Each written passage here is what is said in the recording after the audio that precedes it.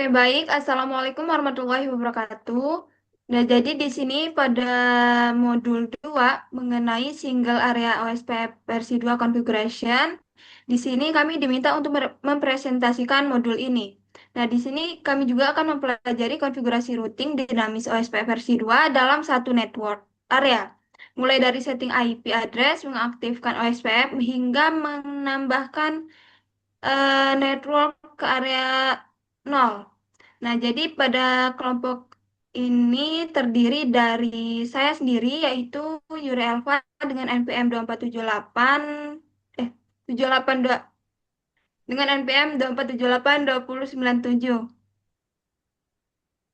Dengan saya sendiri yaitu Aan Wisnawati dengan NPM 2478-2001. Saya Fadila Zliana, NPM 24782009. Saya Nabila Ayla Rasati dengan NPM 2047828022.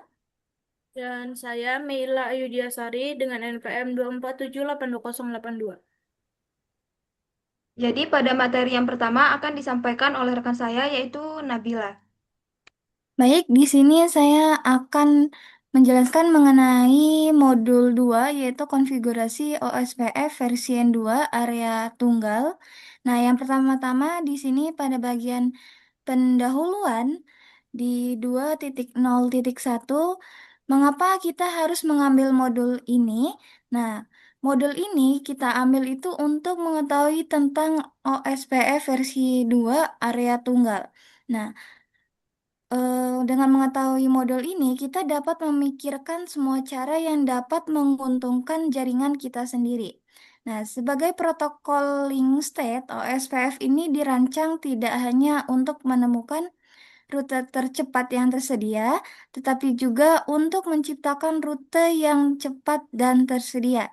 Nah, di sini kalau misalnya kita lebih menyukai kontrol yang lebih besar atas beberapa area jaringan sendiri, OSPF itu memberikan beberapa cara untuk secara manual mengesampingkan proses pemilihan DR dan membuat rute pilihan kita sendiri. Nah, dengan OSPF, jaringan kita sendiri itu dapat menggabungkan proses otomatis dengan pilihan sendiri untuk membuat jaringan yang dapat kita atasi masalahnya, bahkan saat kita tidur. Nah, intinya di sini kita akan mempelajari mengenai semua cara yang dapat menguntungkan jaringan kita sendiri. Nah, yang kedua di sini ada what did I learn untuk modul ini. Jadi untuk judul modul sendiri itu kan mengenai konfigurasi OSPF versi 2 area tunggal untuk tujuan mengimplementasikan OSPF versi 2 area tunggal baik pada jaringan point-to-point maupun jaringan multi-access broadcast. Nah, bisa dilihat ini ada informasi mengenai judul topik, kemudian ada tujuan topik, bisa dilihat sendiri ya. Nah, di sini saya langsung aja masuk ke 2.1 mengenai ID router OSPF.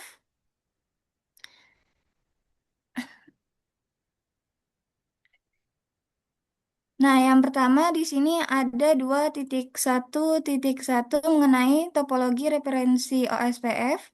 Nah, jadi sebagai permulaan, topik ini tuh membahas dasar yang menjadi landasan seluruh proses OSPF, yaitu ID router OSPF. Nah, gambar di bawah ini itu menunjukkan topologi yang digunakan untuk mengkonfigurasi OSPF versi 2 dalam modul ini ya. Nah, router dalam topologi ini tuh memiliki konfigurasi awal termasuk alamat antarmuka. Jadi saat ini tuh tidak ada routing statis atau routing dinamis yang dikonfigurasi pada router manapun. Nah, semua antarmuka pada router 1, router 2 hingga router 3 kecuali pada loopback 1 pada router 2 yang terhubung ke internet ini berada dalam area backbone OSPF. Nah, router ISP ini digunakan sebagai gateway ke internet dari domain routing.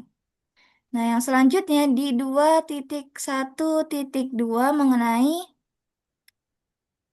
mode konfigurasi router untuk OSPF atau router configuration mode for OSPF.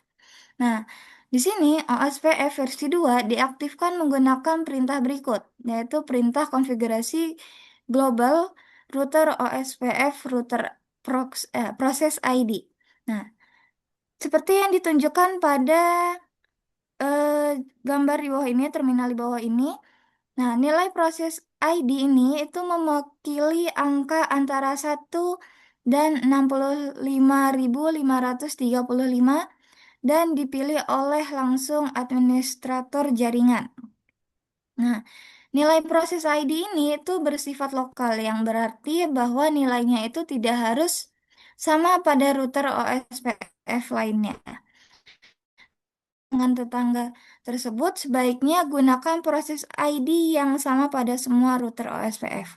Nah, di sini setelah memasukkan perintah router OSPF proses ID dengan nomor yang bisa kita pilih sendiri, router itu memasuki mode konfigurasi router. Nah, seperti yang ditunjukkan pada prompt di bawah ini. Nah, di sini kita bisa memasukkan tanda tanya untuk melihat semua perintah yang tersedia dalam mode ini. Nah, untuk daftar perintah yang ditampilkan di sini itu telah diubah hanya untuk menampilkan perintah yang relevan dengan em, modul terkait OSPF versi 2. Nah, yang selanjutnya di 2.1.3 mengenai ID router atau router ID. Nah, ID router OSPF di sini nilainya adalah 32 bit yang direpresentasikan sebagai alamat IP versi 4. Nah, ID router itu digunakan untuk mengidentifikasi router OSPF secara unik. Nah, semua paket OSPF menyertakan ID router dari router asal. Setiap router itu memerlukan ID router untuk berpartisipasi dalam domain OSPF. Nah, jadi ID router itu dapat ditentukan oleh administrator atau ditetapkan secara otomatis oleh router. Nah, untuk router ID sendiri itu mendukung OSPF untuk melakukan beberapa hal. Yang pertama itu berpartisipasi dalam sinkronisasi basis data OSPF. Jadi selama status pertukaran router ID ya dengan router ID tertinggi akan mengirimkan paket DBD mereka terlebih dahulu. Sedangkan yang kedua itu ada berpartisipasi dalam pemilihan router yang ditunjuk atau DR. Jadi dalam lingkungan LAN multi-akses, router dengan ID router tertinggi itu dipilih sebagai DR. Nah, perangkat routing dengan ID router tertinggi kedua dipilih sebagai router cadangan yang ditunjuk atau si BDR-nya. Nah, yang selanjutnya di 2.1.4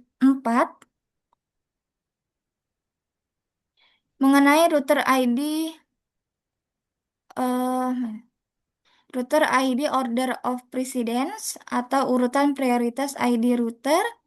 Nah, di sini tuh bagaimana cara kita menentukan ID router? Nah, bisa dilihat untuk ilustrasi gambar di bawah ini. Jadi untuk menentukan ID router ini dipilih melalui salah satu dari 3 kriteria. Nah, yang pertama itu di sini ID router dikonfigurasi secara eksplisit menggunakan perintah mode konfigurasi router OSPF router ID read atau RID ya.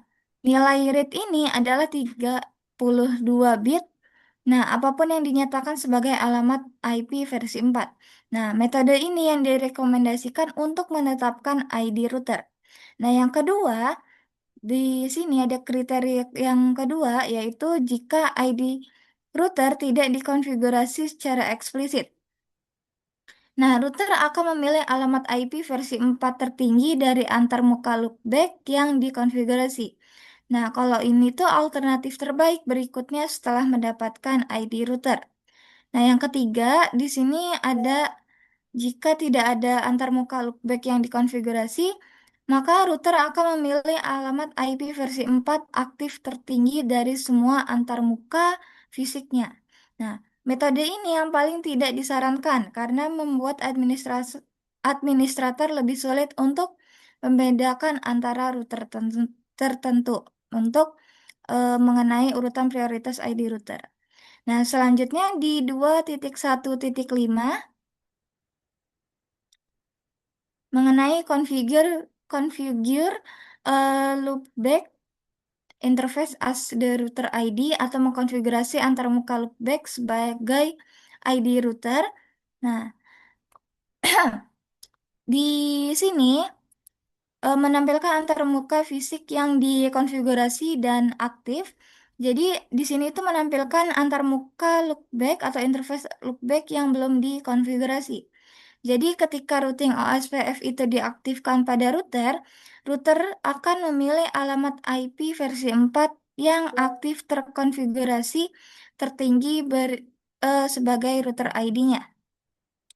Nah, di sini ada informasi jadi router 10.1.1.14 dengan interface gigabit 0/1 dan router 2 dan router 3 ini bisa dilihat sendiri. Nah, di sini ada catatan juga, jadi OSPF itu tidak perlu diaktifkan pada sebuah antarmuka agar interface tersebut dipilih sebagai ID router. Nah, di sini kita alih-alih mengandalkan interface fisik, ID router itu dapat ditetapkan ke antarmuka loopback. Nah, biasanya alamat IP versi 4 untuk jenis interface loopback ini harus dikonfigurasi menggunakan subnet max 32 bit yaitu 255.255.255.2055. Nah, ini secara efektif membuat rute host.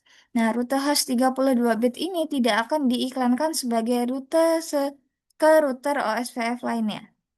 Nah, di sini ada contoh cara mengkonfigurasi interface loopback pada router 1 dengan asumsi ID router tidak dikonfigurasi secara eksplisit atau dipelajari sebelumnya. Nah, router 1 ini menggunakan alamat IP versi 4 yaitu 111 sebagai ID routernya. Nah, di sini bisa dilihat pada bagian interface di bawah ini. Nah, selanjutnya di 2.1.6 di 2.1.6 yaitu expli- explicitly configure a router ID atau mengkonfigurasi ID router secara eksplisit. Nah, di sini pada gambar di bawah ini kan itu terdapat topologi yang diperbarui untuk menampilkan ID router untuk setiap router. Nah, di sini router 1 menggunakan ID router 1.1.1.1, sedangkan untuk router 2 itu router ID-nya 2.2.2.2 dan untuk router 3 itu di router ID 3333. Nah, di sini scroll sedikit ke bagian bawah. Nah, di sini tuh ada interface atau terminal yang menampilkan perintah router ID read router konfigurasi mode untuk menetapkan ID router secara manual. Nah, dalam contoh ini, ID router 111 itu ditetapkan ke router 1. Nah, di sini kita juga bisa menggunakan perintah show IP protocols untuk memverifikasi ID router. Nah, yang selanjutnya di sini ada 2.1.7 yaitu modify a router ID. Nah, atau mengubah ID router. Jadi setelah sebuah router itu memilih ID router, router OSPF yang aktif itu tidak mengizinkan ID router tersebut diubah hingga router itu di reload atau di mode ulang atau proses OSPF-nya itu ya direset lah. Nah, di sini sebagai contoh untuk router 1, ID router yang dikonfigurasi itu telah dihapus dan routernya itu di reload. Nah, di sini itu kita bisa melihat bahwa router ID saat ini adalah 10.10.11 yang merupakan alamat IP versi 4 loopback 0. Nah, ID router itu seharusnya kan 111. Oleh karena itu di sini kita konfigurasi lagi dengan perintah router ID 1111. Nah, di sini tuh bisa kita lihat ada pesan informasi muncul yang menyatakan bahwa proses OS OSPF itu harus. Nah, alasannya di sini karena router satu itu memiliki agensi atau ketergantungan dengan tetangga lain yang menggunakan router ID 10.10.11. Nah, agensi ini harus dinegosiasikan ulang menggunakan ID router baru yaitu 111. Nah, di sini kita bisa menggunakan perintah clear IP OSPF process untuk mengatur ulang agensinya. Nah, di sini kita kemudian dapat memverifikasi apakah router satu menggunakan ID router baru dengan perintah Shell IP protokol yang dipipe untuk hanya menampilkan bagian router ID. Nah, selain itu, menghapus proses OSPF itu juga metode yang disarankan untuk mengatur ulang ID router. Nah, di sini juga ada catatan kecil, jadi untuk perintah router min ID itu adalah metode yang lebih disukai ya. Jadi, jika tidak, router akan memilih alamat interface loopback IP versi 4 tertinggi atau alamat IP versi 4 aktif tertinggi dari eh, interface fisik manapun yang dimilikinya. Nah, mungkin selanjutnya akan disampaikan oleh teman saya.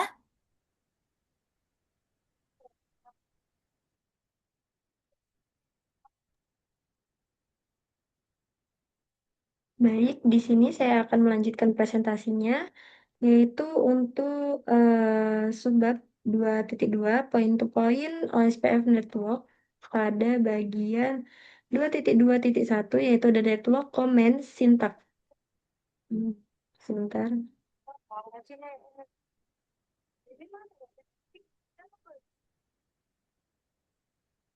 Nah, jadi di sini ada sintak perintah untuk jaringan. Salah satu jenis jaringan yang diklasifikasikan oleh OSPF adalah jaringan point-to-point. Nah, jadi kita bisa menentukan interface yang termasuk dalam jaringan point-to-point dengan menggunakan perintah yaitu network.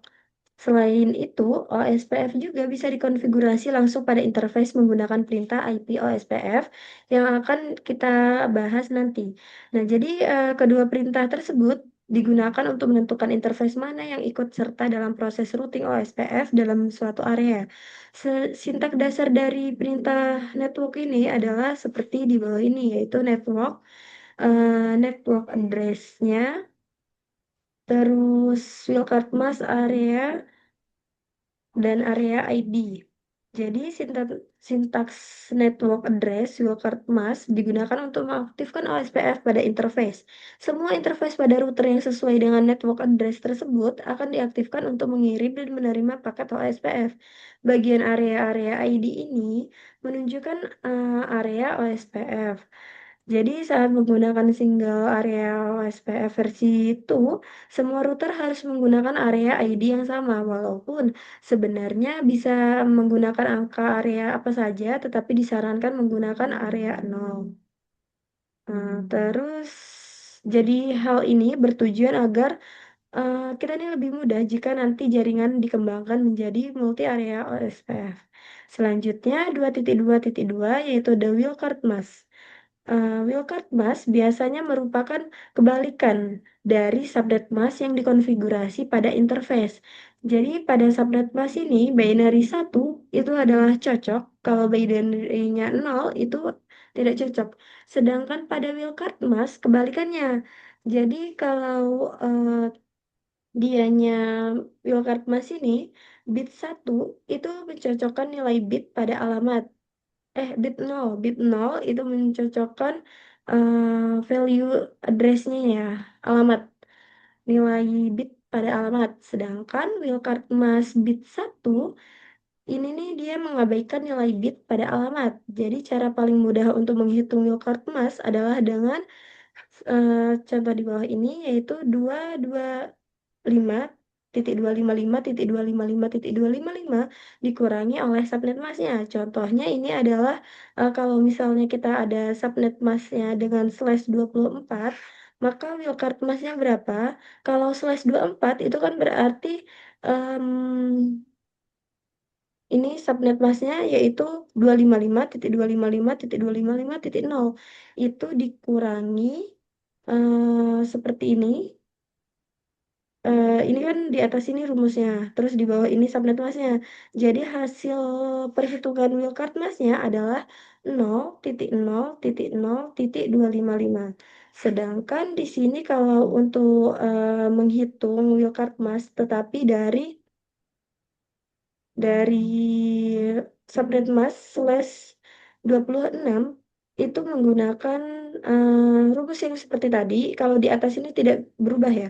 Jadi kalau Wilcard mass slash 26 itu kan 255.255.255.192.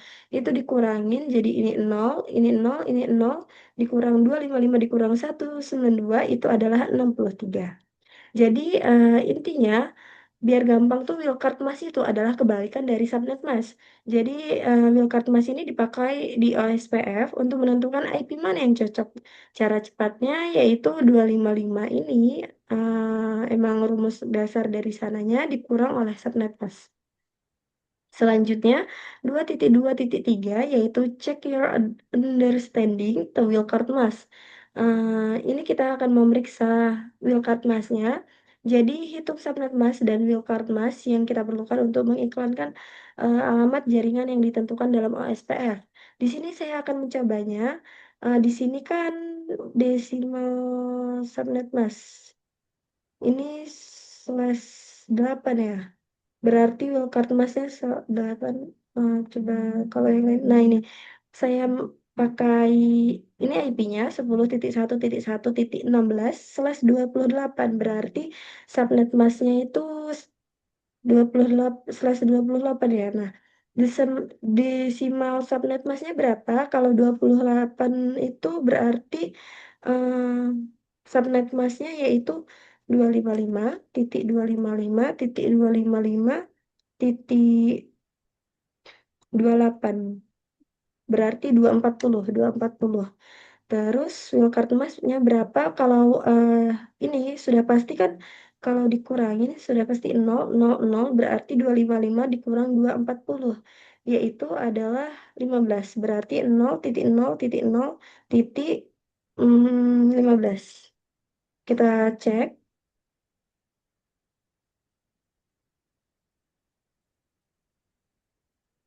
Oh, seharusnya di sini ya. Ya, jadi seperti itu. Ini nggak tahu. Seperti ini ya. Kalau misalnya problem baru, /16 itu 255.255.0. Bentar. 255.255.0.0 subnet massnya. Terus Wilcard massnya berarti 0,0.255.255. Kita cek. Oke, ini sudah benar berarti ya koreksinya. Kita sudah sukses untuk menghitung dari subnet mass dan Wilcard massnya. Selanjutnya di sini ada 2.2.4 yaitu configure OSPF using the network command. Mengkonfigurasi OSPF menggunakan perintah network. Jadi dalam mode konfigurasi routing ada dua cara untuk menentukan interface yang akan ikut dalam proses routing OSPF versi 2.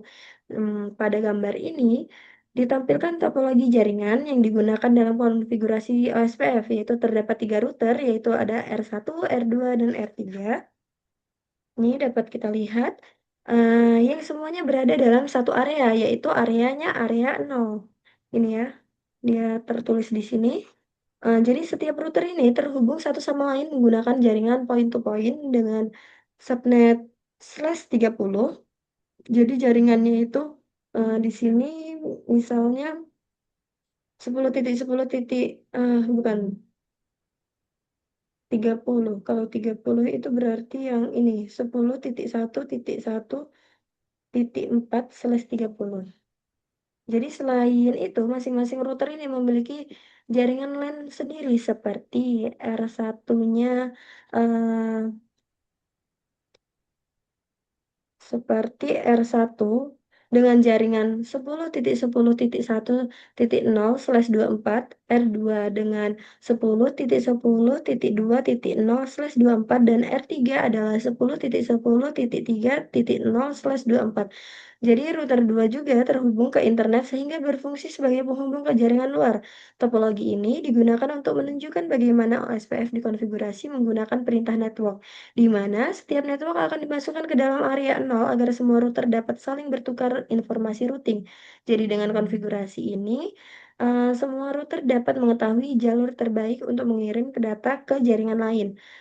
Di sini juga ada pada contoh yang pertama, wildcard mask yang digunakan untuk mengidentifikasi interface berdasarkan network address. Semua interface yang aktif dan memiliki alamat IP dalam network tersebut akan masuk dalam proses routing OSPF. Seperti ini contohnya. Jadi beberapa versi iOS, iOS ini memperbolehkan menggunakan subnet mask, nanti akan tetapi nanti akan otomatis dikonversi menjadi wildcard mask. Terus di sini ada contoh yang kedua yaitu OSPF diaktifkan dengan menentukan IP interface secara langsung menggunakan wildcard mask yaitu 0.0.0.0. Artinya hanya satu interface spesifik yang diaktifkan. Ini adalah contohnya. Ini 000 ini ya. Jadi ini akan mengaktifkan interface tertentu dalam OSPF. Jadi keuntungan kalau menggunakan cara yang kedua, ini tidak perlu menghitung wildcard mask lagi. Jadi dia tuh lebih sederhana dan lebih spesifik. Terus di sini juga perlu diperhatikan kalau semua konfigurasi ini menggunakan area 0 karena masih menggunakan single area OSPF. Selanjutnya ada 2.2.5 yaitu syntax checker yaitu configured R2 dan R3 using the network command. Jadi pada bagian ini kita diminta untuk jaringan yang terhubung ke R2 dan R3 menggunakan perintah network. Selain itu juga kita saat melakukan konfigurasi, kita juga dapat memperhatikan pesan informasi mengenai agensi antar router. Contohnya, ini untuk R1 yaitu 1.1.1, 1.1.1.1, lalu R2 itu dengan ID 2.2.2.2. Jadi penggunaan IP sebagai router ID ini memudahkan kita mengidentifikasi tetangga OSPF. Terus di sini kita bisa show, show me. Nah ini langkah konfigurasi pada router itu kita kan masuk ke router, masuk ke mode OSPF dengan proses ID-nya 10 terlebih dahulu. Kemudian kita atur router ID-nya menjadi seperti ini karena ini R2 menjadi 2.2.2.2 seperti ini. Oke, selanjutnya ke 2.2.6 yaitu configure OSPF using the IP OSPF command. Konfigurasikan OSPF menggunakan perintah IP OSPF. Selain menggunakan perintah network, OSPF juga dapat dikonfigurasi langsung pada interface menggunakan perintah seperti ini, yaitu IP OSPF process ID area ID. Jadi pada contoh ini kita akan menghapus konfigurasi network sebelumnya lalu mengaktifkan OSPF di setiap interface. Ini adalah contohnya. Ini contohnya. Jadi dengan cara ini kita itu mengaktifkan OSPF langsung pada interface tanpa menggunakan wildcard mask. Selanjutnya ada 2.2.7 yaitu syntax checker yaitu configured R2 dan R3 menggunakan IP OSPF command yaitu konfigurasikan router 2 dan router 3 menggunakan IP OSPF. Pada bagian ini kita diminta untuk mengaktifkan OSPF pada setiap interface di R2 dan R3. Kahnya yaitu dengan kalau kita show me. Nah, ini soal coba. Ini adalah perintahnya, yaitu dia menggunakan proses ID 10 ya.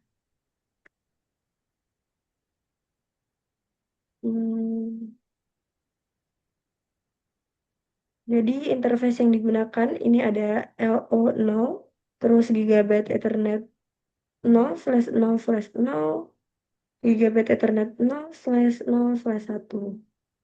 Nah, kalau pada contoh router 2 seperti ini, untuk mengkonfigurasikan R2 R3 menggunakan IP OSPF-nya. Jadi dengan cara ini semua interface itu langsung ikut dalam proses routing OSPF. Selanjutnya ke 2.2.8 yaitu passive interface.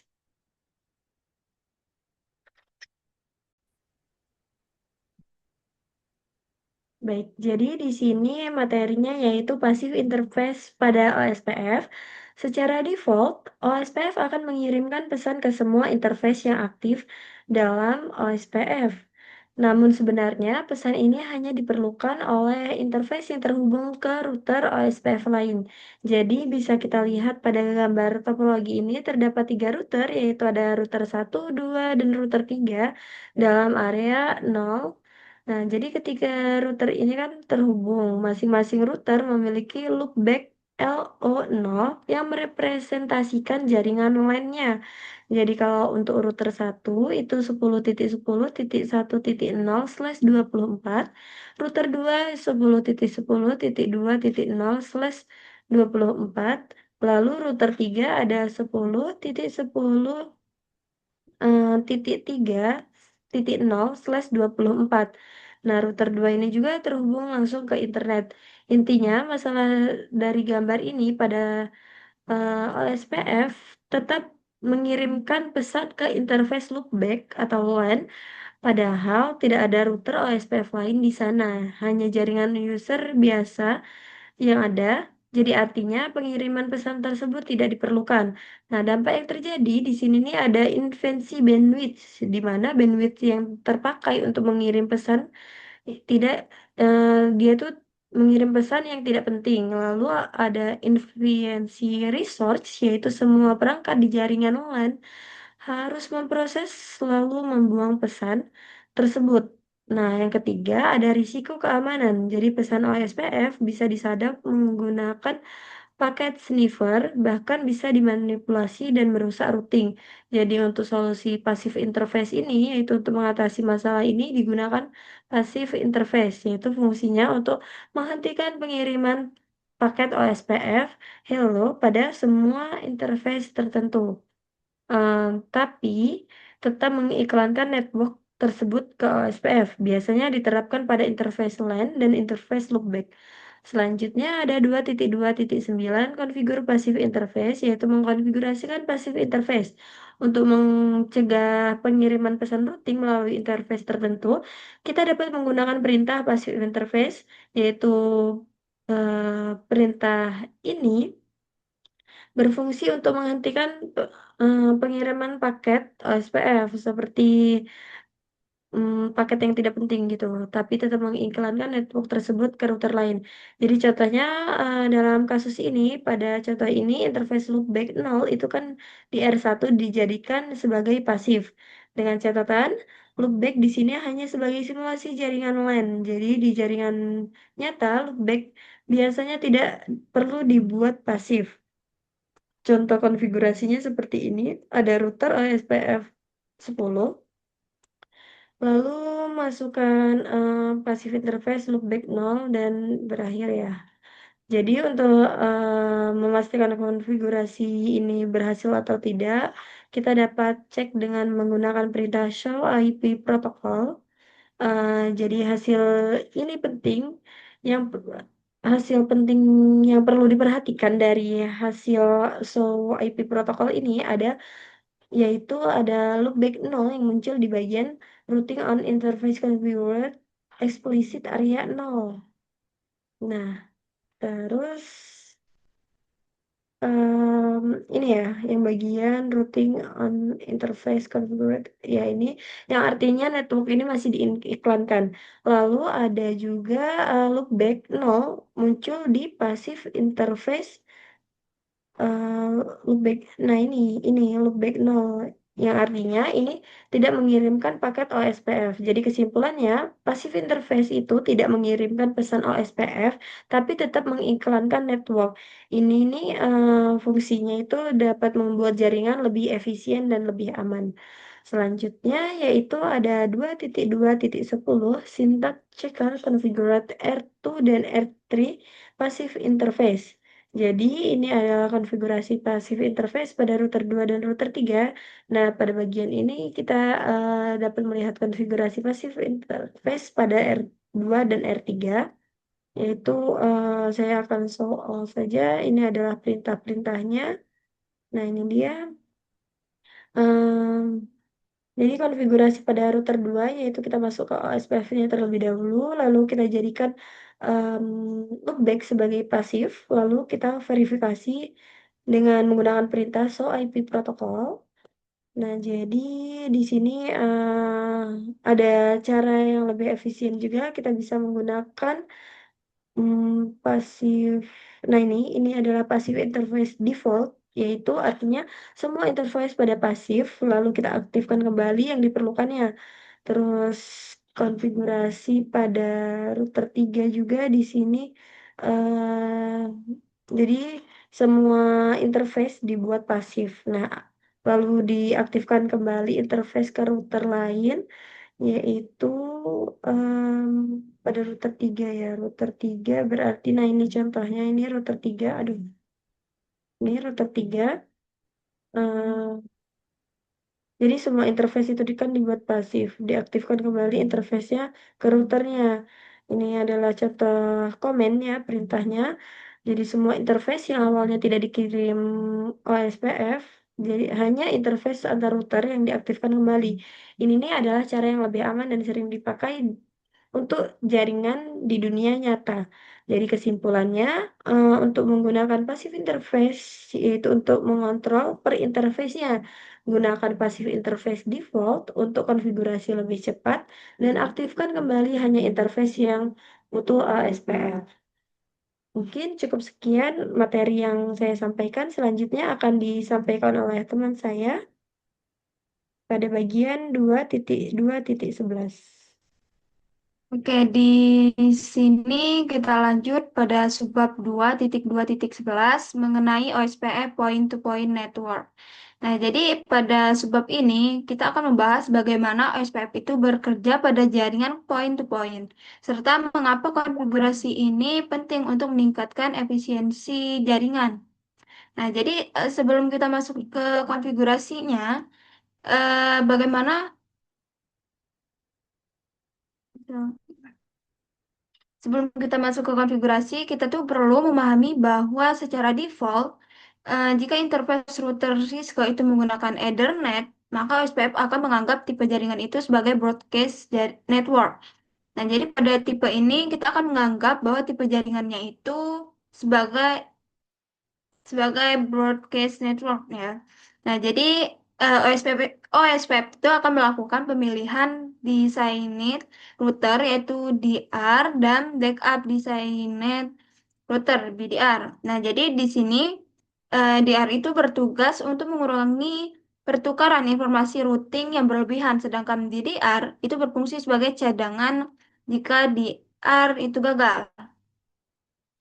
Nah, di sini kita langsung ke contoh output dari perintah show IP OSPF interface gigabit Ethernet 0/0/0.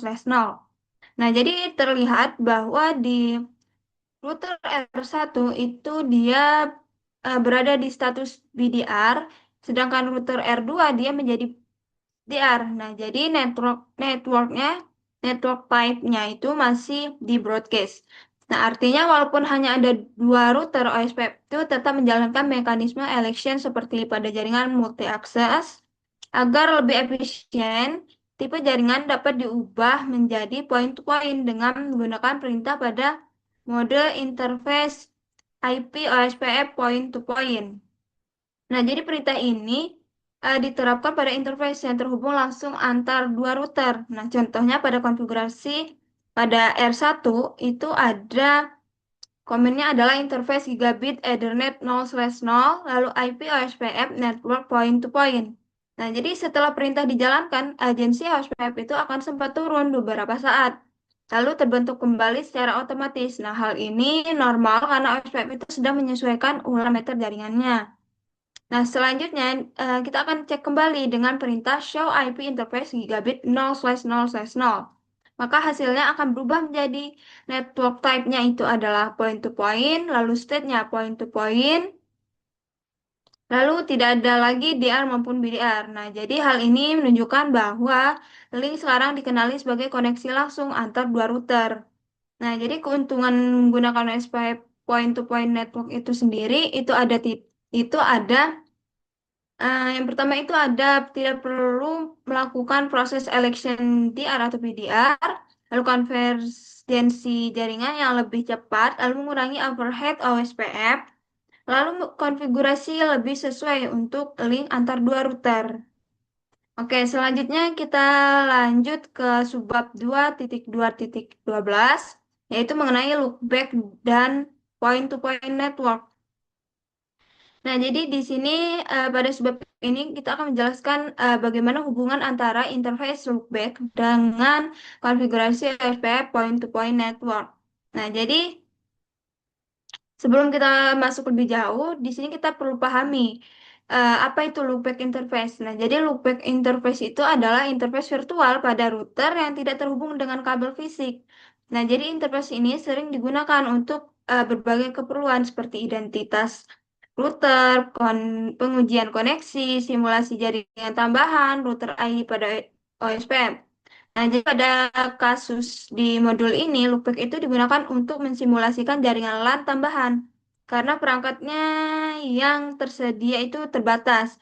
Secara default, jika loopback itu diaktifkan dalam OSPF, maka interface tersebut akan diiklankan sebagai host root/32, bukan sebagai network sebenarnya. Nah, contohnya pada di R1 memiliki jaringan loopback yaitu 10.10.1.0/12. Nah, namun OSPF itu mengiklankan sebagai 10.10.1.1/32. Nah, jadi hal ini dapat kita lihat di perintah di R2 ya, yaitu pada show IP route include 10.10.1 dengan hasil 0.10.10.1.32 via 10.1.15. Nah, jadi artinya router lain itu hanya mengenali satu alamat host, bukan satu jaringan LAN yang penuh. Nah, jadi jika tujuan kita itu adalah mensimulasikan LAN sesungguhnya, maka informasi tersebut kurang tepat karena LAN itu harusnya dikenali sebagai network/24 bukan 3/32. Nah, jadi untuk mengatasi hal tersebut, interface loopback itu diubah menjadi tipe jaringannya itu menjadi point to point. Nah, jadi menggunakan perintah interface loopback 0 lalu IP OSPF network point to point. Nah, jadi setelah diterapkan, OSPF itu akan mengiklankan loopback sebagai subnet aslinya yaitu /24. Nah, jika kita cek kembali di R2 menggunakan komen show IP route include 10.10.1 ini, maka hasilnya bisa kita lihat ya, itu berubah menjadi /24. Seperti itu. Nah, jadi sekarang router lain itu akan menerima informasi jaringan yang lebih akurat, sama seperti jaringan LAN sebenarnya.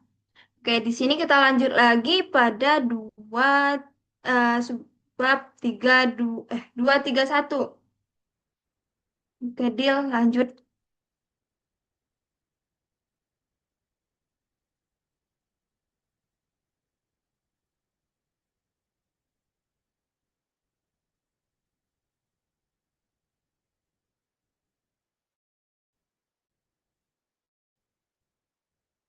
Nah, jadi di sini kita masuk ke subbab baru yaitu multi access OSPF network pada subbab 2.3.1 OSPF network types. Nah, jadi di sini kita akan menjelaskan. Jadi pada materi sebelumnya kan kita sudah mengenal apa itu jaringan point to point. Nah, selanjutnya di sini kita masuk ke multicast. Nah, jadi multicast itu dia berjalan pada jenis jaringan lain. Nah, jadi multicast network itu adalah jaringan yang memungkinkan lebih dari dua perangkat yang terhubung pada media yang sama. Nah, contoh paling umumnya adalah Ethernet LAN yang menggunakan switch sebagai penghubung. Nah, jadi kita bisa lihat bahwa pada gambar OSP Multi Access Network ini, pada gambar itu kita melihat ada beberapa router ya. Dil, agak ke bawah dikit, Dil. Nah, jadi pada gambar kita bisa lihat bahwa ada 4 router ya, yaitu ada R1, R2, R3, dan R4. Nah, jadi semuanya itu terhubung ke satu switch. Nah, jadi karena berada satu segmen jaringan yang sama, setiap router itu dapat mengirim dan menerima broadcast atau multicast frame. Nah, jadi pada jaringan ini kita jika semuanya itu saling bertukar informasi routing secara langsung satu persatu, maka akan terjadi banyaknya pertukaran data dan jaringan yang menjadi kurang efisien. Nah, jadi karena itu OSPF itu menggunakan mekanisme khususnya pada multi access network, yaitu memilih satu router sebagai designated router dan backup designated router. Nah, jadi router itu akan menjadi terpilih sebagai DR, bertugas untuk mengelola distribusi link state advertisement LSA ke router lain, sedangkan BDR dia menjadi cadangan apabila DR tersebut gagal. Nah, dengan adanya DR dan BDR, jumlah agensi dan lalu lintas update routing dapat dikurangi sehingga performa jaringan itu lebih baik. Nah, jadi di gambar ini juga terlihat bahwa koneksi ke internet itu menggunakan point to point, sedangkan koneksi antar router melalui switch itu melalui broadcast multi access. Nah, jadi artinya dalam satu topologi jaringan ini kita bisa lihat terdapat beberapa jenis network OSPF sesuai dengan media yang digunakan. Nah, jadi di sini karakteristik broadcast multi-access network itu ada banyaknya router berada satu jaringan yang sama, lalu menggunakan media bersama seperti switch Ethernet. Semua perangkat dapat menerima broadcast dan multicast, lalu OSPF melakukan pemilihan DR dan BDR, lalu lebih efisien untuk LAN yang banyak routernya. Oke, kita lanjut ke 232. Nah, di 232 mengenai OSPF Design Net Router ini, eh, kita... Nah, jadi pada jaringan multi-akses seperti Ethernet LAN yang menghubungkan banyaknya router melalui switch, OSPF itu harus mengatur pertukaran informasi routing agar tidak terjadi terlalu banyak hubungan antar router. Nah, jika semua router itu saling membentuk agensi satu sama lain, maka jumlah koneksi akan sangat banyak dan diproses flooding LSA menjadi tidak efisien. Karena itu, PSWF itu memilih router penting, yaitu DA dan DDR tadi. Nah, jadi untuk fungsi DR itu dia bertugas untuk menerima, mengumpulkan, dan distribusi link state advertisement dari router lain ke seluruh router OSPF dalam jaringan. Lalu DR itu akan menggunakan alamat multicast IP versi 4, yaitu 224.0.05 untuk semua router OSPF. Nah, jadi artinya ketika DR itu mengirimkan update, semua router OSPF itu dapat menerimanya. Nah, selanjutnya dari fungsi BDR. Nah, jadi fungsinya itu adalah sebagai router cadangan yang selalu siap menggantikan DR apabila DR tersebut gagal atau berhenti mengirimkan paket hello. Nah, jadi BDR tetap memonitor jaringan, oke, sebentar, dan menjaga hubungan ke router lain. Nah, jika DR tersebut down, maka BDR otomatis naik menjadi DR. Nah, jadi brother, dro- router, semua router yang tidak terpilih sebagai DR ataupun BDR disebut drother. Drother ya. Nah, jadi kita bisa lihat di gambar ya pada gambar Dil, agak ke bawah Dil.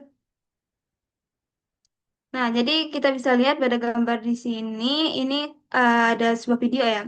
Nah, jadi saya jelaskan gambarnya saja. Nah, jadi pada gambar itu terdapat router 1, router 4, dan router 5. Itu berstatus drawer, sedangkan R2, R3 itu dia DR dan BDR. Nah, jadi router drawer itu tidak saling bertukar agensi penuh satu sama lain. Mereka hanya membentuk agensi dengan DR BDR. Nah, jadi inilah alasan pada gambar, pada video ini, agency are format with DR dan BDR only. Proses pengiriman LSA.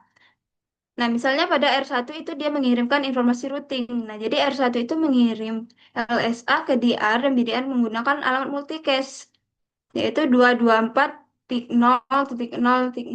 Nah, jadi hanya DR dan BDR yang mendengar alamat ini. Setelah menerima LSA, dia akan meneruskan ke semua router menggunakan 224.0.0.5. Dengan mekanisme ini, lalu lintas update routing itu menjadi lebih teratur dan efisien. Oke, selanjutnya kita lanjut ya ke subbab 233, yaitu SPF multi-access references topologi. Nah, jadi di subbab ini kita ditampilkan contoh topologi referensi jaringan multi-access OSPF ya. Di sini pada gambar kita lihat terdapat 3 router, yaitu R1, R2, dan R3. Nah, jadi ketiga router ini itu terhubung ke satu jaringan Ethernet yang sama melalui switch, yaitu dengan jaringan 192.168.1.0/24. Nah, jadi karena semua router itu berada dalam satu segmen jaringan, maka topologi ini disebut multi-access network. Nah, jadi setiap router itu menggunakan interface gigabit Ethernet 0/0 untuk terhubung ke jaringan bersama tersebut. Nah, dengan IP di router 1 itu 192.168.1.1, lalu router 2 1.2, lalu router 3 itu 1.3. Nah, jadi selain itu masing-masing router itu memiliki jaringan lain, yaitu 172.16.1.0/24, lalu router 2 16.2, lalu router 3 itu 16.3. Nah, jadi karena ini adalah jaringan multi akses, OSPF itu secara otomatis melakukan pemilihan, yaitu DDR dan BDRI. Nah, jadi melakukan pemilihan ini berdasarkan OSPF priority ya. Dan jika prioritinya sama, maka dilihat dari router ID yang tertinggi, yaitu 11. Pada router ID R1 itu adalah 11, lalu R2 itu adalah 2.2.2.2, router 3 itu adalah 3.3.3.3.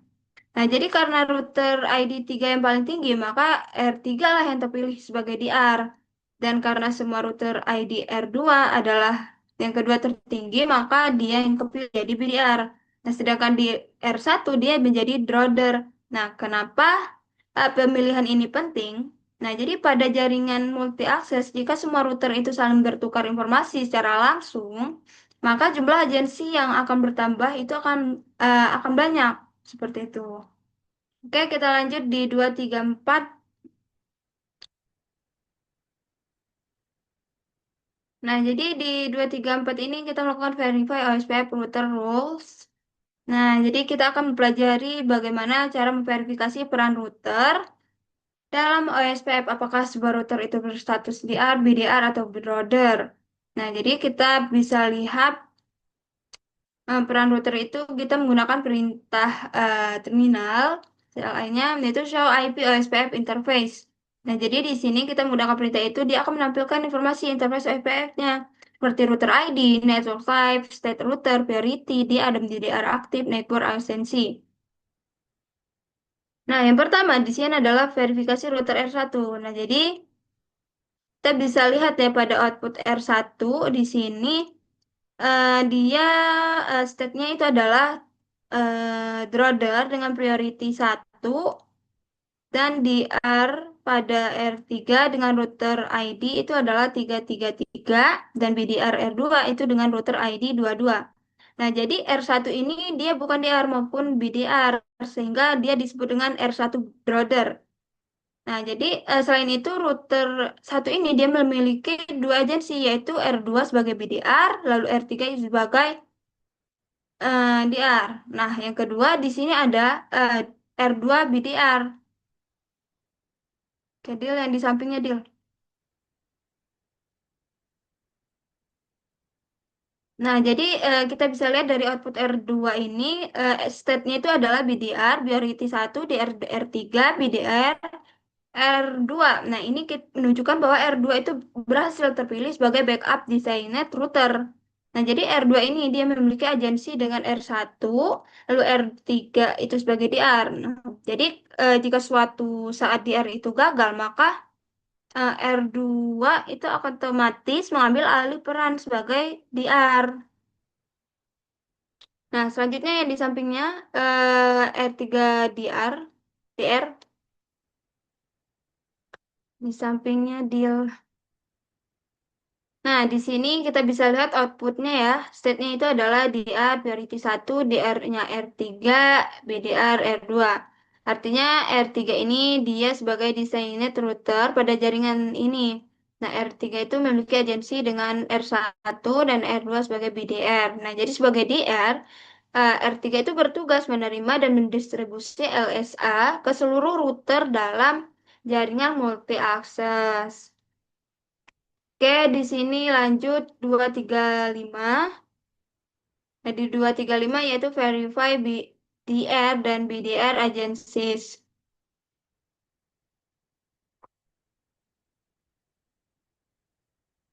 Nah, jadi pada sebab ini kita akan mempelajari bagaimana cara memverifikasi hubungan tetangga atau agensi OSPF. Itu dia menggunakan show IP OSPF neighbor. Nah, jadi perintah ini digunakan untuk melihat router tetangga yang sudah dikenali OSPF.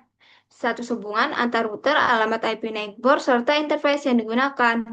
Nah, jadi artinya state pada OSPF neighbor itu di jaringan multi akses, status neighbor itu dapat muncul dalam beberapa bentuk. Yang pertama, itu ada full atau drawer, artinya semua router itu membentuk agensi dengan penuh dengan router yang status drawer. Lalu yang kedua ada full DR, artinya router itu sudah diagensi penuh dengan router yang berstatus DR. Lalu full BDR, router sudah agensi penuh dengan router yang berstatus BDR. Dan yang keempat itu adalah two-way drawer. Nah, jadi dua router sama-sama berstatus drawer dan hanya bertukar paket tanpa agensi penuh. Nah, di kita lanjut ke verifikasi pada step router ya. Di output R1, di R1 itu kita lihat dengan menggunakan perintah show IP OSPF neighbor bahwa R1 itu dia full PDR dan R3 itu full DR. Nah, jadi artinya R1 sudah diagensi penuh dengan BDR dan DR. Nah, karena R1 ini adalah brother, maka ini adalah kondisi yang benar. Lalu pada R2 agensi yang di sampingnya deal,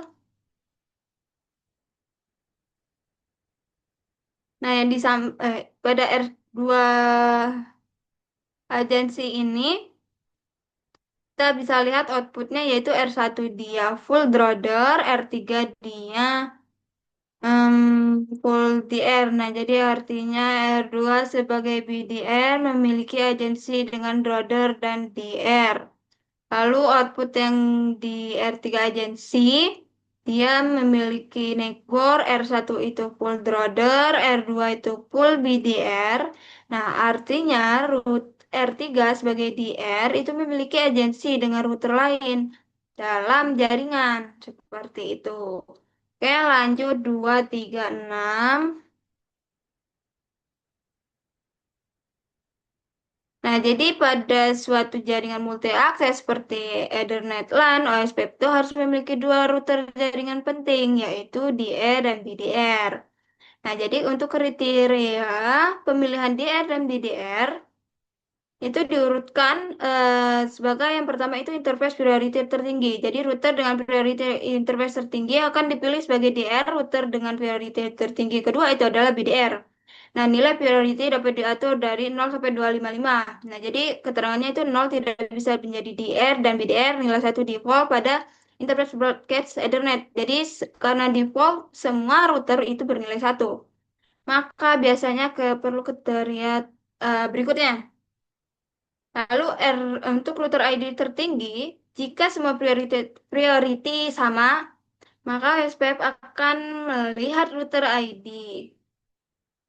Lalu cara menentukan router ID, yang pertama itu adalah manual configuration, yaitu kita menentukan langsung oleh administrator. Lalu yang kedua itu highless loopback IP. Kita tidak mengatur secara manual, maka router itu akan memilih IP loopback tertinggi. Nah, yang ketiga di sini adalah high case active interface IP. Jadi, jika tidak ada loopback, maka dipilih IP tertinggi dari interface fisik. Nah, contoh pada topologi ini, pada gambar, di sini gambar deal. Nah, di gambar kita bisa lihat ya karena itu dia memiliki priority defaultnya itu adalah 1 karena semuanya sama maka di pemilihan menggunakan router ID-nya itu adalah R1 itu adalah 1.1.1, R2 2.2.2.2, R3 3.3.3.3. Maka hasilnya R3 itu menjadi DR, R2 itu menjadi BDR, R1 menjadi Drother. Oke, di sini kita lanjut ke 237 ya. Itu DR failure and recovery. Nah, jadi pada jaringan multi-akses setelah proses pemilihan seleksi, router yang terpilih sebagai DR akan tetap memegang peran tersebut sampai terjadi kondisi tertentu. Nah, kapan DR itu berhenti menjadi DR? Nah, jadi ketika router DR itu mengalami kegagalan, lalu proses OSPF pada DR itu berhenti dan interface multi akses pada DR down, DR itu down atau shutdown. Nah, jadi untuk mekanisme recovery OSPF-nya itu, jika DR itu gagal, maka OSPF tidak perlu melakukan pemilihan ulang dari awal. Jadi sebaliknya, BDR itu langsung mempromosikan menjadi DR. Setelah itu dilakukan pemilihan router baru untuk menjadi BDR. Nah, di sini kita bisa lihat pada skenario yang pertama R3 files. Nah, jadi awalnya R3 itu adalah DR, R2 itu PDR, dan R1 itu Drother. Nah, jadi ketika R3 itu gagal, maka R2 itu naik jadi DR karena hanya satu tersisa sebagai Drother, maka R1 menjadi BDR. Nah, untuk skenario 2 yaitu R3 di joins network yang di sampingnya deal. Nah, itu R3 itu akan kembali aktif dan masuk ke jaringan walaupun router ID R3 itu paling tinggi. Nah, jadi R3 itu tidak otomatis mengambil kembali posisi di R, statusnya akan tetap seperti R1 itu di R, R1, R2 itu di R, R1 itu BDR, dan R3 Brother. Nah, jadi ini karena election OSPF itu bersifat non-preemptive. Nah, jadi artinya router itu yang baru masuk tidak mengambil alih peran yang sudah ada. Oke, lanjut ke skenario 3 itu adalah R4 join network. Jadi misalnya router 4 itu masuk ke jaringan sebagai router ID 4444. Walaupun router ID R4 itu lebih tinggi dari semua router lain, R4 itu langsung tidak langsung menjadi DR ataupun BDR. Nah, jadi statusnya itu tetap ya, R2 itu DR, R1 BDR, R3 Brother, R4 Brother. Sekali lagi, karena tidak ada action ulang selama DR dan DDR masih aktif. Oke, lanjut di skenario 4, itu R2 files. R2 files. Nah, jadi kemudian jika R2 itu gagal, maka BDR yang yaitu R1 naik menjadi DR, dilakukan pemilihan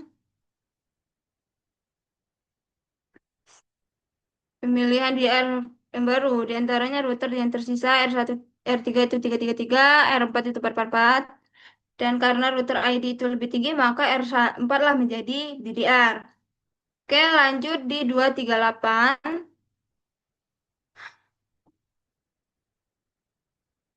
Nah, di 238 ini kita melakukan, jika semua router itu memiliki prioritas yang sama, maka pemilihannya dilakukan berdasarkan router ID yang tertinggi. Namun mengandalkan router ID saja kurang praktis, terutama pada jaringan besar, karena administrator harus mengatur router ID semua router secara terencana dan konsisten. Nah, di sini untuk mengontrol pemilihan DR dan BDR itu menggunakan perintah IPOSPF Priority Value. Perintah ini dikonfigurasi sebagai mode interface. Lalu di sini untuk contoh konfigurasi, di sini misalnya ketika kita ingin R1 itu lebih diprioritaskan menjadi DR, kita menggunakan command interface gigabit Ethernet 0/0 dengan IP OSPF Priority 200.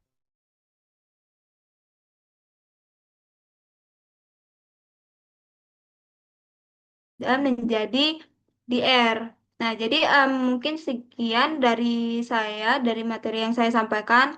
Selanjutnya akan dilanjutkan oleh rekan saya. Dan selanjutnya di sini di 2.3.9 yaitu konfigurasi OSPF. Nah, di bagian ini kita belajar cara mengatur OSPF priority untuk menentukan siapa yang jadi DR dan siapa yang jadi BDR di dalam topologi. Nah, jadi di skenario ini R1 diset jadi DR dengan priority paling tinggi yaitu 255, terus untuk dua R2 jadi BDR dipakai default priority yaitu 1. Nah, untuk R3-nya ini sengaja dibuat tidak ikut pemilihan, jadi prioritinya diset 0. Selanjutnya kita konfigurasi di router. Nah, di R1 kita masuk ke interface Gigabyte Ethernet 0/0/0. Lalu kita ubah prioritinya jadi 1, dari 1 jadi 255 pakai perintah IPOSPF priority 255. Ini supaya R1 bisa terpilih jadi DR.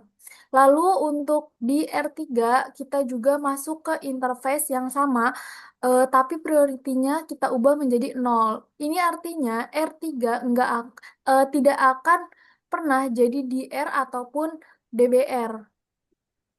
Setelah itu kita perlu reset OSPF proses menggunakan perintah clear IP OSPF proses.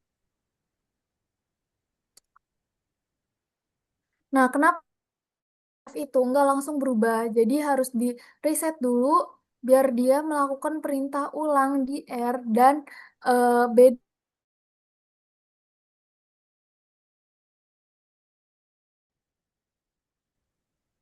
Nah, setelah itu kita perlu reset OSPF proses pakai perintah clear IP OSPF proses. Kenapa? Karena OSPF itu nggak langsung berubah, jadi dia harus direset dulu biar dia melakukan perintah ulang DR dan DBR sesuai konfirmasi yang baru. Nah, di outputnya nanti kelihatan ada perubahan status NIC board dari full ke down, terus balik lagi ke full, itu tandanya OSPF lagi rebuild koneksi antar router. Nah, di sini juga kita cek pakai perintah show IP OSPF interface. Dari hasilnya di sini kelihatan kalau R1 sudah jadi DR dengan priority 255, lalu untuk R2 jadi BDR dan adjacency antar router juga sudah terbentuk dengan baik. Lalu selanjutnya kita next ke 2.3.10. Nah, di sini kita diminta mencoba skenario yang berbeda. Nah, di sini untuk teman-teman bisa dicoba sendiri, untuk mengeceknya juga ada show all, lalu bisa kita reset untuk kita latihan. Nah, selanjutnya yaitu di 2.4.1. Nah, di sini untuk di 2.3.11 ada paket tracer, bisa teman-teman coba juga. 2.4.1 Cisco OSPF Cosmetric. Nah, di bagian ini kita membahas tentang OSPF Cosmetric.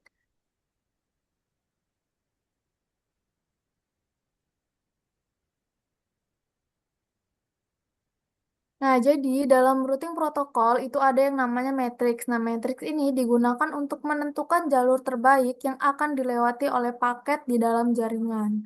Nah, matrix ini juga dianggap sebagai nilai beban atau biaya dari suatu jalur. Semakin kecil nilainya berarti jalurnya semakin bagus. Nah, kalau di OSPF matrix digunakan metrik digunakan itu adalah cost. Nah, artinya OSPF akan memilih jalur dengan cost paling kecil sebagai jalur terbaik. Nah, cost ini berhubungan dengan between interface. Jadi semakin besar between suatu interface, maka costnya akan semakin kecil. Nah, sebaliknya kalau betweennya kecil, costnya jadi lebih besar.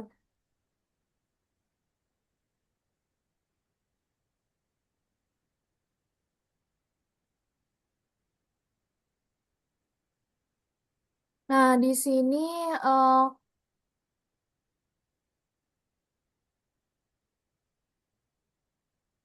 sini untuk Cisco default reface between-nya itu ada 100 Mbps atau 100 juta Mbps kalau dimasukin ke rumus. Jadi reface between dibagi between dari interface yang digunakan. Nah, boleh dilanjut ke 2.4.2. Nah, di sini ada adjust the reference between.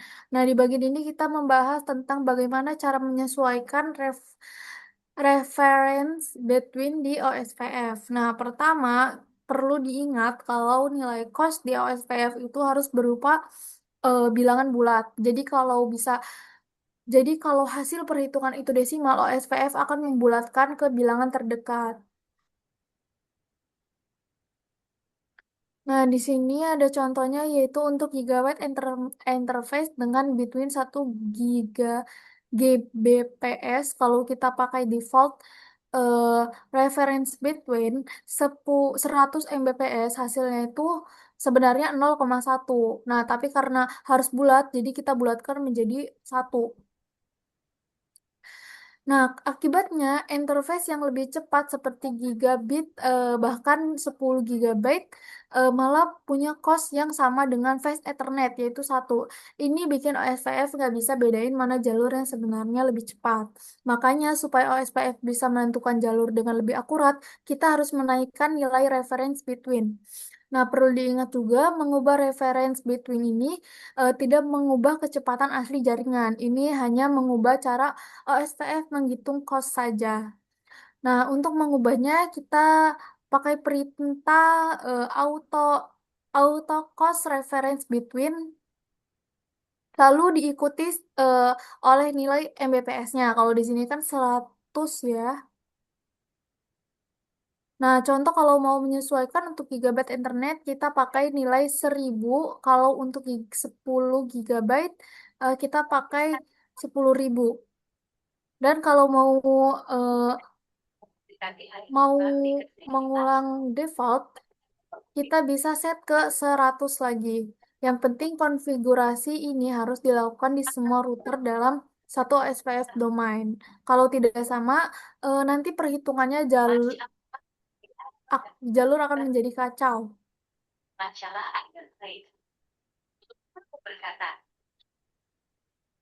Nah, di sini contohnya di R1 sebelum diubah kos di interface gigabyte itu masih 1. Setelah kita ubah reference between jadi 10.000, kosnya berubah menjadi 10. Dengan begitu OSPF bisa membedakan jalur berdasarkan kecepatan dan juga lebih siap untuk nanti jaringan between yang lebih tinggi. Nah, selanjutnya yaitu di 2.4.3.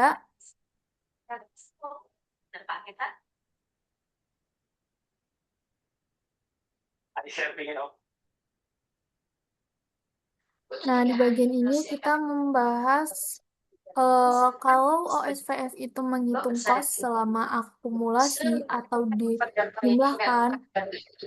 Kalau kalian udah nonton video pertama aku pindah ke sini, pasti kalian tahu kondisi dapur ini seperti apa. Ya, video aku ngecek dapur ini. Em, itu Yuri. mohon maaf Yuri Elva bisa di mute dulu mic-nya.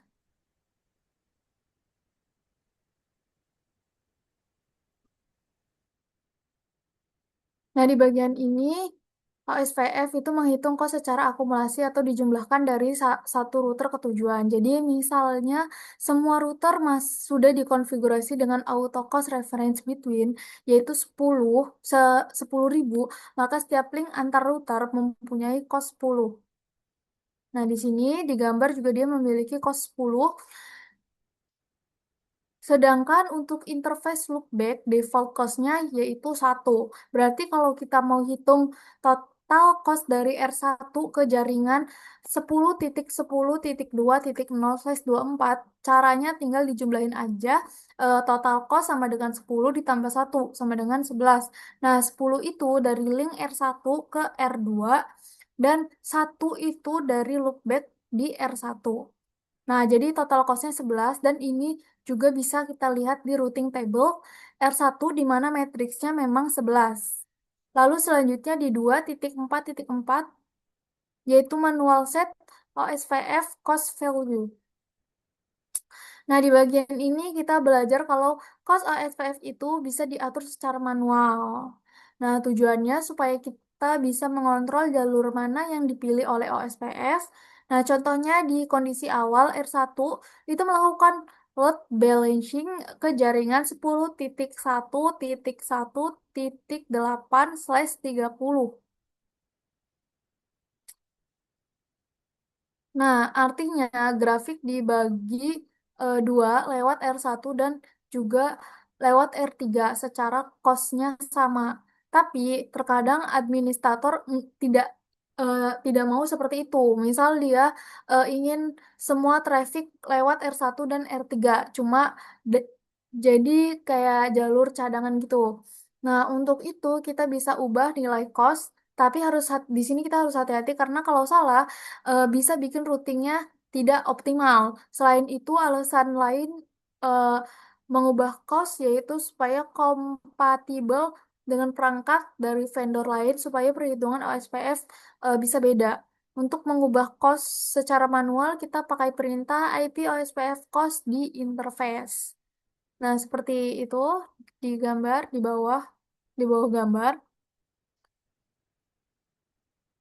Nah, contohnya di R1 dia masuk ke interface G0/0/1 lalu set cost jadi 30 dan loopback kita set cost jadi 10. Setelah semua router dikonfirmasi sesuai topologi, hasilnya R1 tidak lagi load balancing, semua tracking sekarang lewat R2 karena jalur punya cost paling kecil, sedangkan jalur lewat R3 tetap ada, tapi hanya digunakan kalau jalur utamanya bermasalah.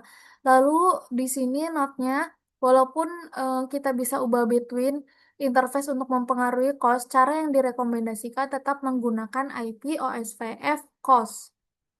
Lalu selanjutnya di 2.4.5.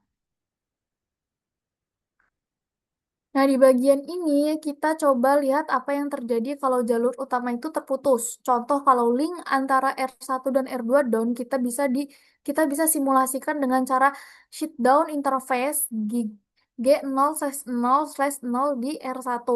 Begitu interface dimatikan, OSPF akan langsung mendeteksi kalau netboardnya down. Makanya eh, di, di log muncul perubahan dari full ke down. Setelah itu SPF akan mencari jalur alternatif dan hasilnya sekarang R1 akan lewat R3 untuk mencapai network tujuan. Di routing table juga kelihatan kalau next hop-nya berupa jadi lewat R3 dengan cost yang lebih besar, misalnya 50. Ini menunjukkan kalau jalur backup bekerja dengan baik saat jalur utama gagal. Lalu selanjutnya di 2. 4.6 yaitu syntax checker, modifikasi the cost value for R2 dan R3. Nah, di bagian ini kita bisa mengubah cost di R1 dan R3. Nah, ini untuk kita mencoba praktik yang tadi. Nah, nah di sini bisa di show all jika teman-teman ingin mencobanya, lalu juga bisa di reset kembali. Selanjutnya kita next ke 2.4.7. Nah, di sini untuk Hello paket interval, di bagian ini kita membahas tentang Hello paket di OSPF. Jadi OSPF itu secara berkala mengirim Hello paket setiap 10 detik ke alat multicast 2.2 224.0.0.5. Tujuannya untuk menjaga hubungan antar router tetap aktif.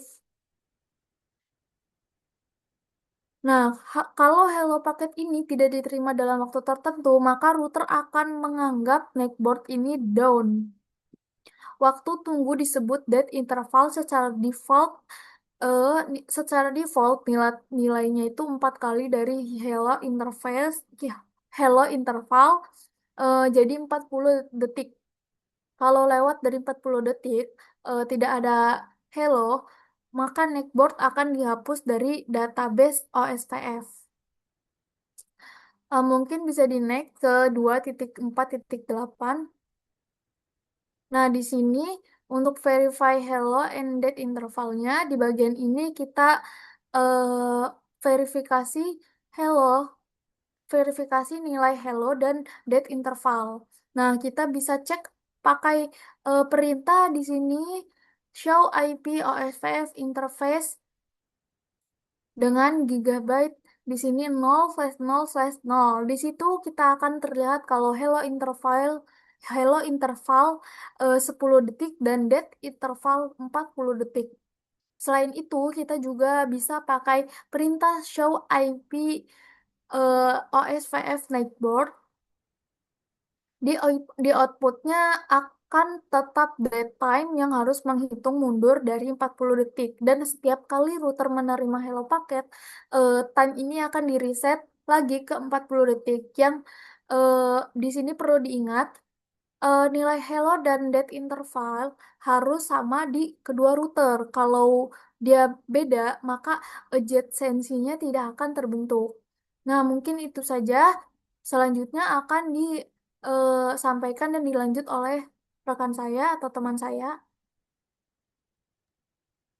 Oke, untuk melanjutkan subbab selanjutnya yang telah dijelaskan oleh rekan saya, pada 2.49 modify OSPF versi 2 intervals yang dimana pada OSPF ini, timer di OSPF itu tuh mengatur seberapa cepat router sadar kalau ada masalah. Nah, kalau waktunya tuh dipercepat, nah router tuh akan lebih cepat tahu link mati. Nah, kemudian eh, konsekuensinya itu tuh traffic control jadi lebih banyak. Nah, jadi di sini perlu diperhatikan untuk hello interval dan dead interval yang dimana berdasarkan praktik yang best practice sehingga sebaiknya hanya diubah dalam kondisi tertentu saja. Jadi ke sebenarnya tidak disarankan sering diubah karena default itu tuh sudah optimal, perubahannya hanya dilakukan jika memang dibutuhkan gitu. Misalnya untuk jaringan yang butuh respon sangat cepat. Kemudian di sini terdapat IP OSPF hello interval second kan. Kemudian ada IP OSPF dead interval second. Yang dimana di sini tuh dia tuh untuk mengembalikan ke nilai default digunakan perintah dua perintah tersebut gitu. Yang dimana hello interval itu waktu kirim hello paket. Nah, dead interval adalah batas waktu sebelum neighbor dianggap mati. Nah, dalam contoh tersebut, defaultnya itu dead interval itu 4 kali hello interval. Jadi kalau hello 5 detik, dead intervalnya itu 20 detik gitu. Ke bawah deal, ada ke bawah. Nah, kemudian di sini ketika timer dead pada router satu itu habis, maka router satu dan router 2 itu kehilangan agensinya. Nah, hal ini tuh terjadi karena kedua router tuh harus memiliki hello interval yang sama. Perintah show IP OSPF neckbar pada router satu itu menunjukkan bahwa hanya router 3 yang masih menjadi neckbar, sedangkan router 2 itu sudah tidak lagi terhubung. Nah, di sini bisa dilihat untuk interface Giga Ethernet 0/0, IP OSPF hello interval 5, IP OSPF dead interval 20. Nah, lalu di situ muncul kan neighbor down, dead timer expired. Nah, artinya router 2 itu dianggap mati karena tidak sesuai timer. Kemudian untuk memperbaikinya, eh, pada router pada router 2 interval hello juga diubah menjadi 5 detik. Nah, setelah agensi langsung kembali terbentuk dengan status full gitu. Yang pada gambar di bawah ya bisa dilihat, yaitu statusnya full. Nah, verifikasi di router 2 soal IP OSPF interface G Ethernet 0/0, kemudian yang dimana hasilnya itu hello-nya 5, dead-nya 20, itu menunjukkan konfigurasinya berhasil ya. Nah, oke, lanjut ke 2.4.10, yaitu syntax checker modifying hello and dead interval on router 3. Nah, jadi pada bagian ini bisa di nah, oke. Jadi pada bagian ini hello and dead interval di router 1 dan router 2 sudah diatur menjadi 5 dan 20 detik gitu. Sekarang kita tuh tugasnya adalah mengatur router 3 agar bisa kembali membentuk agensi dengan router 1 dan router 2. Nah, ketika kita menjalankan show IP OSPF neckboard, maka di sini tidak ada hasilnya. Artinya router 3 itu belum memiliki neckboard. Nah, karena konfigurasi timer di router 3 itu belum sama dengan router 1 dan router 2 gitu. Nah, ke bawah di di scroll di. Nah, kemudian di sini terdapat konfigurasi interface Giga Ethernet ini IP OSPF hello interval 5. Nah, setelah itu muncul pesan kan, yaitu from loading to full. Nah, artinya agensi dengan router 1 itu berhasil. Nah, kemudian selanjutnya eh, interface OSPF hello interval 5 juga. Kemudian agensi dengan router 2 juga itu artinya berhasil gitu. Setelah konfigurasi selesai, dilakukannya verifikasi, yaitu show IP OSPF Neckbar. Hasilnya, router 1 dan router 2 itu muncul dengan status full. Nah, ini artinya semua router sudah sinkron dan agensinya itu sudah kembali normal. Jadi kesimpulannya pada OSPF, hello, dan dead interval, itu tuh dia menentukan kecepatan router dalam mendeteksi neckbar. Jika interval itu diperkecil, deteksi kegagalan menjadi lebih cepat, tetapi traffic itu meningkat. Jadi agar agensi terbentuk, semua router tuh harus memiliki nilai interval yang sama. Jika tidak sama, maka hubungan antar router akan terputus. Dengan menyamakan konfigurasi interval di semua router, agensi dapat kembali terbentuk dengan status full. Nah, selanjutnya 2.5.1. Nah, ini 2.4.11 ini hanya pakai tracer yang harus yang kita buat video ya. Selanjutnya 25.1 ke subbab berikutnya, yang dimana pada 2.5.1 yaitu membahas tentang propagate a default static route in OSPF versi 2 ya. Jadi penggunaan dalam jaringan yang dimana kita tuh pasti membutuhkan akses untuk mengirimkan paket ke luar jaringan. Nah, misalnya ke internet. Untuk itu diperlukannya sebuah default static route yang dapat digunakan sebagai jalur kedua. Nah, pada topologi ini ditunjukkan router 2 itu terhubung ke internet. Yang dimana dia tuh harus menyebarkan propagate default route tersebut ke router 1 dan router 2. Nah, router yang terhubung ke internet biasanya itu disebut edge router atau gateway router. Namun dalam istilah OSPF, router yang berada di antara jaringan OSPF dan jaringan non-OSPF itu disebut ASBR. Nah, fungsi ASBR sendiri yaitu menghubungkan jaringan OSPF ke luar atau ke internet gitu.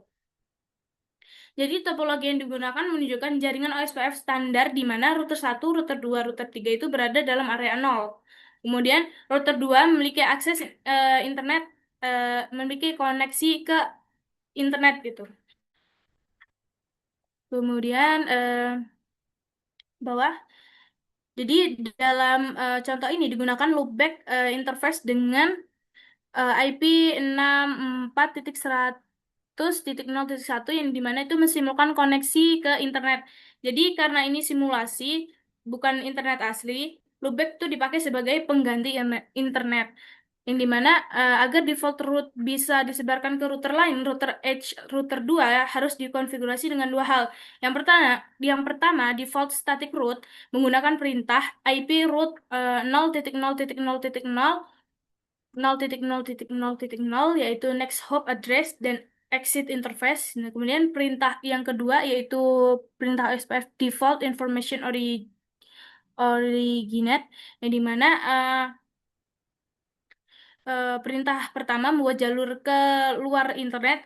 Perintah yang kedua yaitu memberitahu SPF yang dimana dia tuh akan menyebarkan informasi default root ke router lain. Jadi pada contoh ini terlihat interface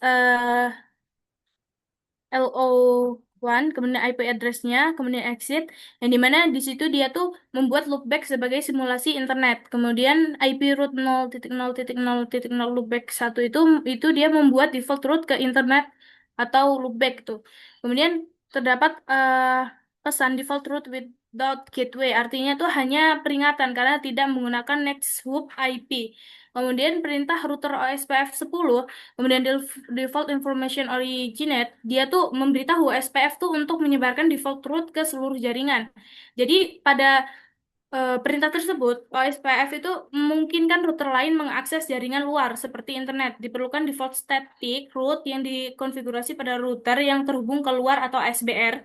Jadi router tersebut tuh kemudian menyebarkan informasi default root menggunakan perintah default information originate yang sehingga semua router dalam jaringan OSPF itu dapat mengetahui jalur keluar. Jadi dengan demikian tuh jika tujuan yang tidak dikenal, paket tuh akan diarahkan ke router tersebut. Lab selanjutnya 2.5.2 yaitu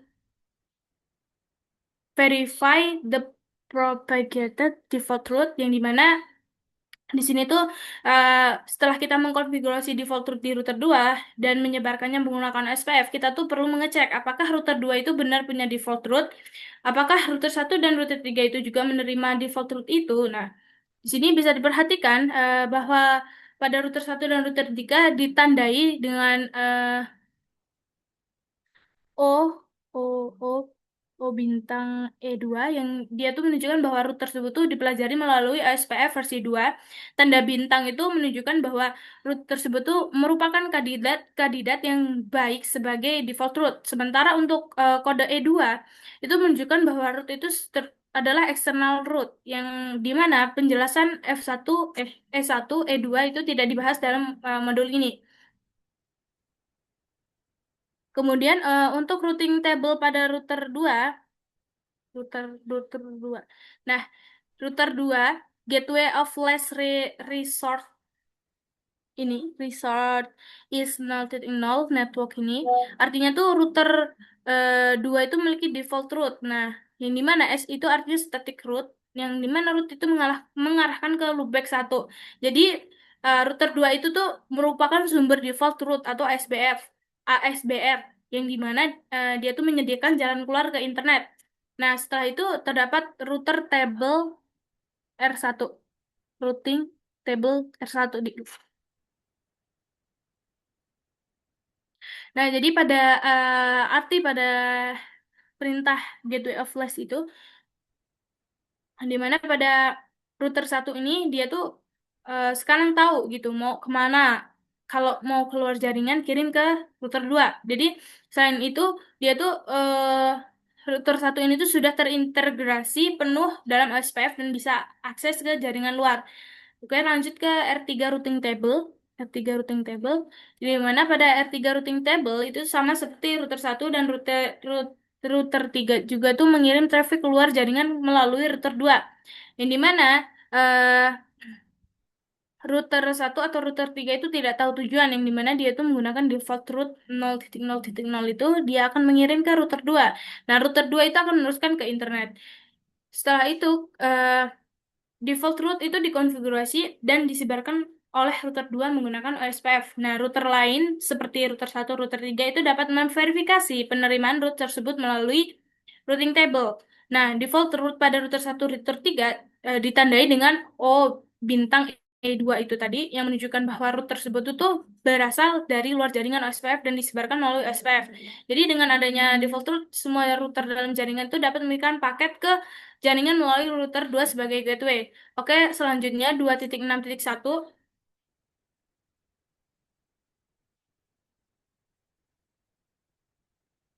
Nah, pada 2.5.3 itu hanya lab ya. 2.6.1 yang dimana membahas tentang Verify OSPF Neighbor, yang dimana pada eh, materi ini artinya tuh kita tuh memakai OSPF bekerja dengan baik, yang dimana dia tuh tidak cukup hanya melihat routing table, tetapi juga harus mengecek apakah eh, router itu punya neighbor, apakah OSPF itu aktif, apakah interface itu sudah benar gitu. Nah, kemudian ada ke Bahdil.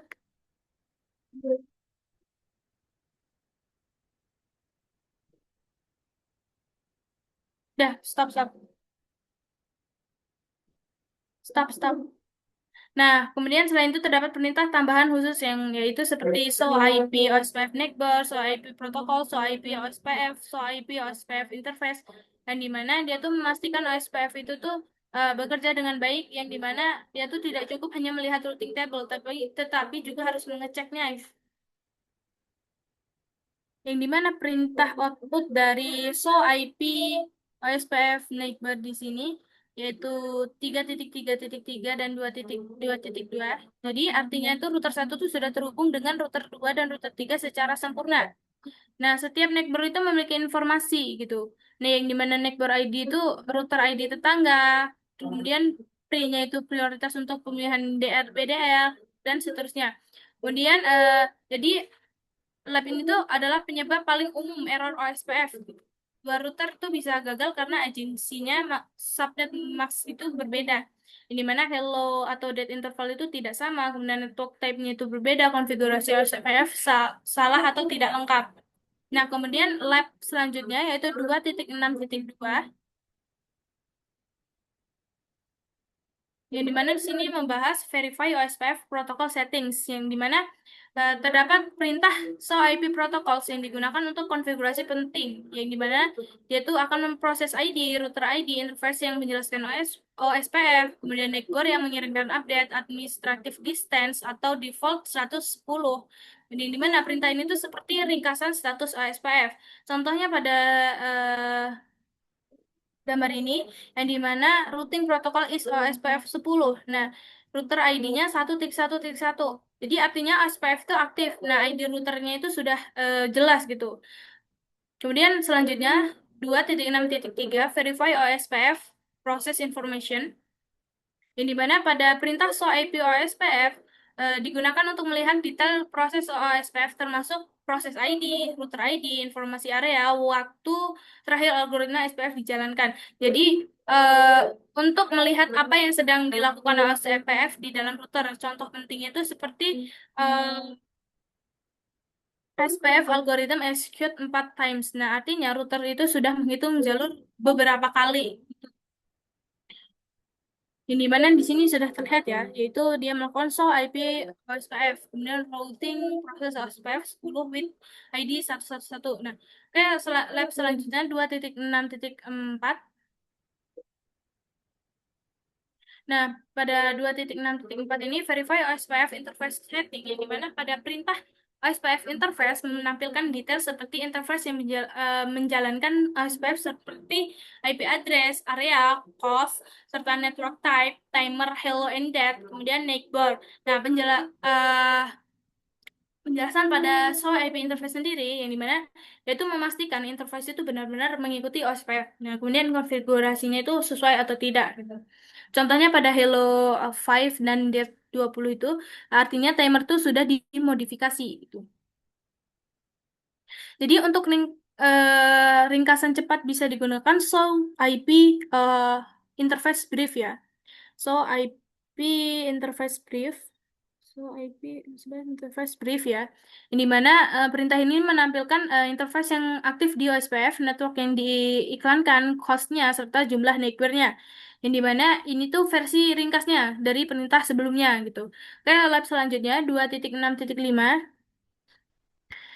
Oke, jadi pada 2.6.5 yaitu syntax checker verify single area OSPF. Jadi pada bagian ini tuh dilakukan verifikasi konfigurasi OSPF pada router 2 dan router 3. Jadi pertama digunakan perintah show IP interface brief yang dimana dia tuh akan menunjukkan yang pertama interface-nya tuh aktif atau tidak, up atau down gitu. IP address itu sudah benar atau tidak. Nah, kalau interface itu belum up, maka OSPF tidak akan jalan. Kemudian ke Badil di so dan diperintahkan yaitu IP root ya, kemudian di mana dia tuh memastikan apakah root dari OSPF itu sudah masuk, kemudian apakah semua network sudah terhubung gitu. Jadi, kesimpulannya pada verifikasi OSPF itu sangat penting untuk memastikan jaringan berjalan dengan benar. Yang kedua, hal utama yang harus diperiksa adalah apakah router sudah membentuk agensi dengan network, apakah konfigurasi protokol itu sudah benar, apakah proses OSPF itu berjalan dengan baik, serta apakah interface itu tuh sudah sesuai. Jika terjadi kesalahan pada salah satu bagian saja, maka pertukaran informasi tidak akan berjalan dan dapat menyebarkan kesalahan dalam routingnya gitu. Oke, mungkin itu saja penjelasan pada lab ini. Saya kembalikan kepada moderator.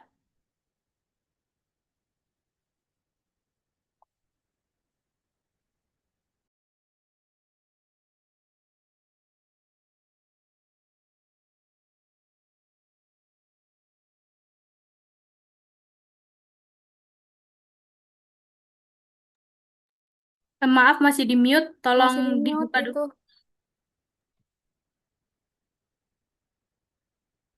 Oke,